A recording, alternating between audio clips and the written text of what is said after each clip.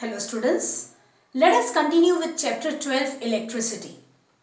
So let us first see the questions given on page number 209.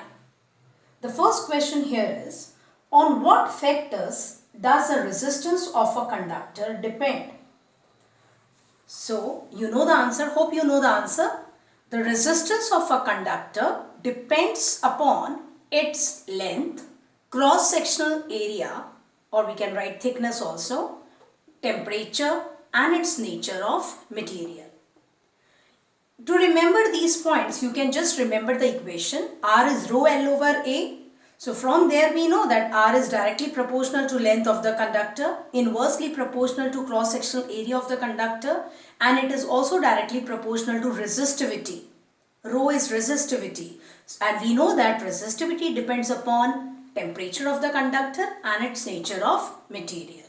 So here the question is just state the factors, so we can write this much. Sometimes the question comes, state the factors on which resistance of a conductor depends and also state how does it depend. Then you are supposed to write R is directly proportional to L, R is inversely proportional to A, and R is directly proportional to resistivity.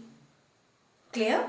And also you should mention that it depends upon the nature of material of the conductor. Now, the second question on this page is, will current flow more easily through a thick wire or a thin wire of the same material when connected to the same source? Why? Now, suppose if we say that, wires are connected to the same source, it means potential difference across them is same. Thick wire and through thin wire, their potential difference across each of them is same. They are made up of the same material. Okay. So then we can use Ohm's law here. V is equal to IR, and we know that I is inversely proportional to R. From Ohm's law also we know, otherwise also we know that R is resistance offered to the flow of current through the conductor. So current is inversely proportional to resistance, and we have seen that resistance is inversely proportional to cross-sectional area. Thicker wire will have more cross-sectional area, and from here these two we can write that I is directly proportional to A. I is inversely proportional to resistance, R is inversely proportional to cross-sectional area, so I is directly proportional to cross-sectional area. And we know thicker wire will have more cross-sectional area, and hence more current will flow through it. So we can write current will flow more easily through a thick wire than a thin wire of the same material. I hope it is clear to you. Just remember that current and resistance are inversely proportional to each other, and also remember the relation between the thickness of the wire and the resistance. Now the third question on this page is, let the resistance of an electrical component remain constant while the potential difference across the two ends of the component decreases to half of its former value.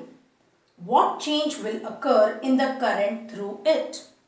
Now this question, if it comes for 1 mark, then we can write short answer also to the point. Or sometimes if it is for more marks, or we are expected to write the steps proving our answer, then we need to proceed in a different way. So let us see here. The resistance of an electrical component remains constant, and while the potential difference decreases to half of its former value. So let us first consider, let R be the resistance of electrical component, V is a potential difference across it, and I is a current through it initially when V is a potential difference across it. Using Ohm's law, we have V is equal to IR. Now what is the condition given? That if the potential difference is reduced to half of its former value, it means if new potential difference is V by 2, let us represent it by V dash. So if V dash is V by 2 for the same resistance, it means R dash is R only, then what happens to the current? So we'll again using Ohm's law, we get here I dash is V dash upon R. For V dash we can put V by 2. Then R is there, V by 2, in the denominator it becomes 2 into R, but V by R is what? V by R is current I, original current. So we can write, we can prove here that the current reduces to half of its value, former value, when the potential difference reduces to half of its former value, when resistance of the electrical component is maintained constant. Now the third answer can also be written as this. V is equal to IR. When R is constant, V is proportional to I, or I is proportional to V. This is nothing but Ohm's law. So obviously from here I is directly proportional to V means when V is doubled, I will get doubled. When V is halved, I will also get halved. So when V is reduced to half of its former value, then I also reduces to half of its former value. So you can write simply like this also, depending upon the marks. If it is only for 1 mark, you can write it like this. Now next is fourth question. I'll read it. The question here is, why are coils of electric toasters and electric irons made of an alloy rather than a pure metal? You know that electrical toasters and electric irons, they are electrical appliances which are the applications of Joule's law of heating or Joule's heating. So in these cases, the heating effect is desirable, okay, because the entire electrical energy will be converted into heat energy. Now they are made up of alloy. The coils of electric toasters and electric irons are made up of an alloy rather than a pure metal, because we have done this before also. You know that resistivity of an alloy is generally higher than that of its constituent metals. You know that alloy is a mixture of different metals. And when we talk about nichrome, which is a material, which is an alloy commonly used for the filaments of these electrical devices, electrical heating devices. So nichrome is an alloy which is made up of nickel, chromium, manganese and iron. And when we talk about the resistivity of each of the 4 metals which constitute nichrome, so resistivity is lower than that of nichrome. So resistivity of nichrome is generally higher than that of its constituent metals. Okay. Alloys do not oxidize or burn readily at high temperatures. So this is the second important point. And third important point is that alloys have very high melting point or high melting point. So you are supposed to mention these 3 points. They have not asked us which type of name the alloy which is used. So there is no need to mention which alloy they are using. But we know that coils of electric toasters and electric irons are made up of an alloy rather than a pure metal because of these 3 points. So do remember that resistivity of an alloy is generally higher than that of its constituent metals. Alloys do not oxidize or burn readily at high temperatures, and they have high melting point. Now question 5th is, use the data in table 12.2 to answer the following. 12.2 table is given on page number 207, and what is the data given? They have given the resistivity of different materials like conductors, alloys and insulators. Their resistivity they have given. And what are the 2 questions that you are supposed to answer? First part is, which among iron and mercury is a better conductor? Which among iron and mercury is a better conductor? So you have to look at the table and compare the resistivities of iron and mercury.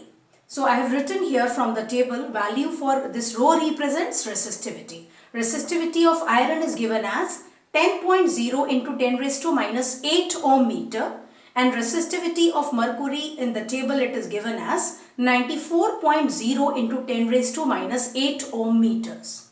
Now as we can easily see that resistivity of iron is less than that of mercury. So as resistivity means less resistivity means more conductivity. So iron is a better conductor than mercury. Now students, you must be thinking that resistivity is not constant. So these values are at which temperature? Because resistivity varies with temperature. So here that on the table, above the table, it is mentioned that these are the values of resistivities of different substances at 20 degrees Celsius. Because we know that when the temperature will change, the resistivity values also change. Okay, so now let me read the B part. Now the B part of the question is, which material is a best conductor? You know that they have given the values of the range or value of resistivity for insulators, for metals and for alloys. You know that alloys have higher resistivity than generally. It's high than of its constituent metals, and insulators, they have still higher resistivity.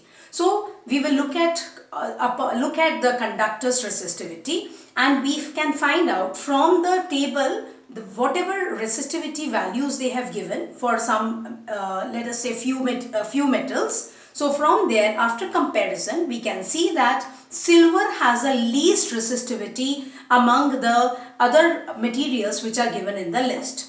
As silver has a least resistivity, so silver is the best conductor.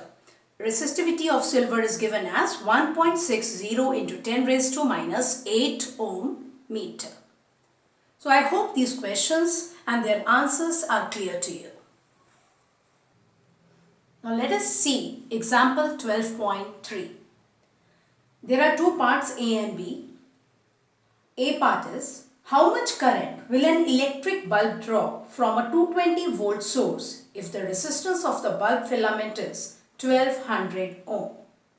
B part is, how much current will an electric heater coil draw from a 220 volt source if the resistance of the heater coil is 100 ohms? So these two different parts are there. One is for electric bulb and the second is for electric heater. Okay, so I'll read the question again and you should understand how we are supposed to write given. So electric bulb, part A for electric bulb and part B for electric heater. So what is given in A part? How much current will an electric bulb draw from a 220 volt source? So V, potential difference, is 220 volts. If the resistance of the bulb filament is 1200 ohms. So resistance is 1200 ohm and you are supposed to find current through the filament. Fine. So here we'll use the Ohm's law. V is equal to IR. There is no conversion required. I is equal to V by R. Just put the values of V and R. We get I is equal to 0.183 ampere, or we can round it off to 2 decimal places, 0.18 ampere. Now for B part. How much current will an electric heater coil draw from a 220 volt source if resistance of the heater coil is 100 ohm? So potential difference V is same as in the first case, 220 volts. Resistance is 100 ohm. Resistance is less than this. You know, this is a metal. Filament of electric bulb is tungsten, which is a metal. And filament of electric heater is, yes, made up of an alloy, which has resistance 100 ohm.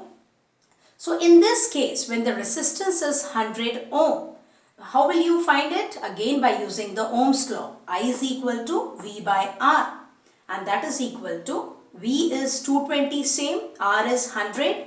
So we get, after calculation, we get the answer is equal to 2.2 ampere. So here it was not difficult. We have to just use Ohm's law and calculate the values of current for each case.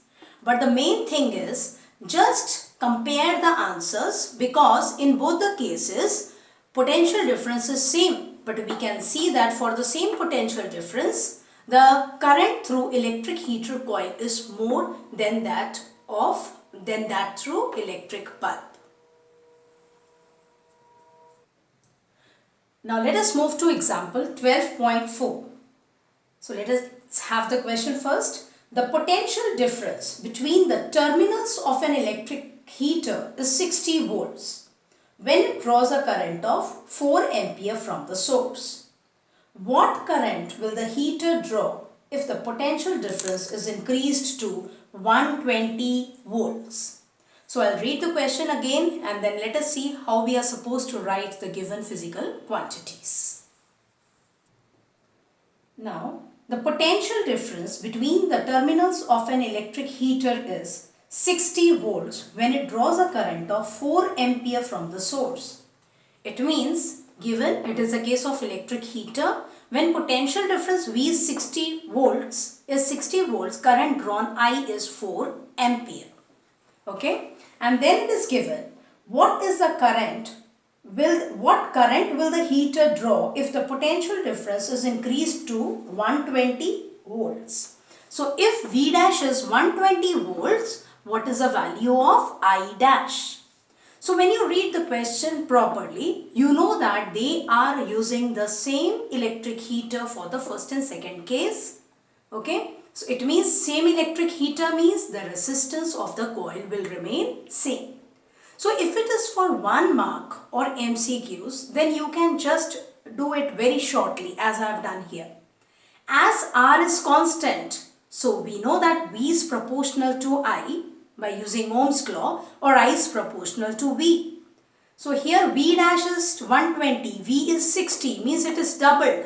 So we can write when V gets doubled, I also gets doubled because I is directly proportional to V. So if initially I is 4 ampere, then now I dash will be 4 into 2, 8 ampere. Okay, so current gets doubled, so now the current will be 8 ampere. In this case I have not used I and I dash, but I have just written when V gets doubled, I also gets doubled. So new I will be 2 into 4 as it is doubled, 8 ampere. But when it is for more than 1 mark, then you are supposed to show the working as this, okay, in the numericals. So here what we'll do, V and I are given, no conversion required. We can easily use Ohm's law and find out the resistance of electric heater. So by using Ohm's law, V is equal to IR, find out the value of R as shown here. It comes out to be 15 ohms. Now as same electric heater is used here, so we can use R only here. So using again Ohm's law, but now V dash is equal to I dash R because there is a change in V and hence a change in I, but R remains constant. So in this case I dash is V dash upon R, and when we put the values again we get answer of I dash as 8 ampere. I hope you have understood this. And now let us move to the question, example number 12.5. So I am reading the question, listen to it properly. Resistance of a metal wire of length 1 meter is 26 ohms at 20 degrees Celsius. If the diameter of the wire is 0.3 millimeter, what will be the resistivity of the metal at that temperature? Using table 12.2, predict the material of the wire. So I'll read the question again and then let us see what we are supposed to write under given and what we are supposed to find out. Resistance of a metal wire of length 1 meter is 26 ohm at 20 degrees Celsius. So we can write in given length L is 1 meter and resistance capital R is 26 ohms at 20 degree Celsius. If the diameter of the wire is 0.3 millimeter, what will be its resistivity at that temperature? So diameter D is given. So as we are not using this small d frequently, so I have written here that diameter D is equal to 0.3 millimeter and we are supposed to find resistivity. So rho we are supposed to find out. Now first let us have a look at the things. Conversion is required here for diameter. So we have to convert this millimeter into meters by multiplying it by 10 raised to minus 3. To find rho, we will be using this equation R is rho L over A. You know that any wire, when we talk about metallic wires, they are having circular cross section. So cross sectional area we can write, instead of A, we can write pi R square. So here R is rho L over A, so rho is RA over L. And instead of area A, we can write pi R square. Either you can find out R first, like R is equal to D by 2, that way you can find out. What I have done, I have not find out R value here. Instead, here only in this I have written R is equal to d by 2. So instead of r writing d by 2, so I can get it as here as shown pi r d square upon 4l. Remember, you have to square d as well as 2. So after you get rho is equal to pi r d square upon 4l, put the values of pi, r, d and l. L is 1 meter, d is 0.3 into 10 raised to minus 3, r is 26 ohms and pi can be written as either 3.14 or 22 by 7. And after you do the simplification, answer for rho is found to be 1.836 into 10 raised to minus 6 ohm meters. You know that when you round it off to 2 decimal places, it should be rho is 1.84 into 10 raised to minus 6 ohm meter. Now what next is given in the question, that after finding the resistivity from the table, predict the material of the wire. As I told you, in the table they have given the resistivity values for different materials at 20 degrees Celsius. And when you look at the table 12.2 given in your chapter in NCERT textbook, you will find that resistivity of manganese is 1.84 into 10 raised to minus 6 ohm meter. And when you round it off, this will be same only. So we can write material of the wire is manganese. Now let us proceed to the last question of today's video. 12.6. We will be doing example 12.6. A wire of given material having length small l and area of cross section capital A has a resistance of 4 ohms. What would be the resistance of another wire of the same material having length L by 2 and area of cross section 2A? So I'll read it again and try to understand the question properly. A wire of given material having length L and area of cross section capital A has a resistance of 4 ohm. So in given you can write wire 1. This is original wire. R resistance R is 4 ohm for length L and cross sectional area A. What would be the resistance of another wire of the same material having length L by 2 and area of cross section 2A? So if we have another wire which is made up of the same material, so let us consider here rho is the resistivity of the original wire, first wire. And this new wire, since it is made up of the same material, it will also have the same resistivity. Resistivity will be same because nature of material is same. The question is you have to find the resistance. I have represented it by R dash.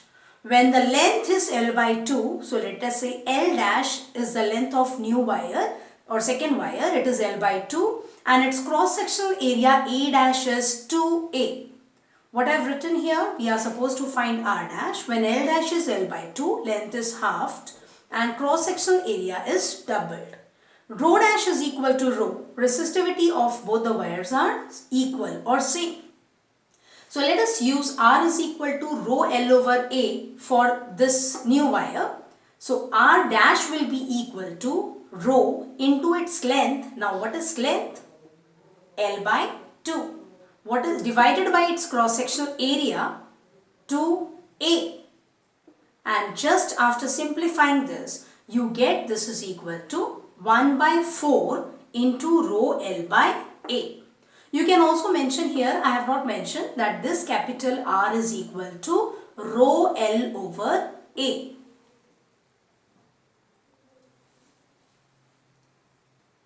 So right here for first wire, R is rho L over A. For new wire, R dash is rho dash L dash over A dash. Now rho dash is rho only as I have written here because nature of material is same. L dash is L by 2 and A dash is 2A. So what after simplification we get is R dash is 1 by 4 into rho L over A. But what is rho L over A? Original resistance or resistance of the first wire. So it is 1 by 4 into capital R. And when you put the value of R here 4 ohm, we get the resistance of the new wire is 1 ohm. Okay. So here I hope this numerical is clear to you. Sometimes they don't give the value, they just ask you to compare the resistance of the new wire with the resistance of the old wire. So in that case, you will just finish your answer here and you will say that resistance of the new wire is 1/4 times resistance of the old wire. I hope whatever question answers we have discussed today and whatever numericals we have done, the solution or answers are clear to you. So revise the videos, revise the theory part of the chapter and be thorough with the chapter. We'll continue with this chapter, numericals and more questions in the next video. Thank you, students.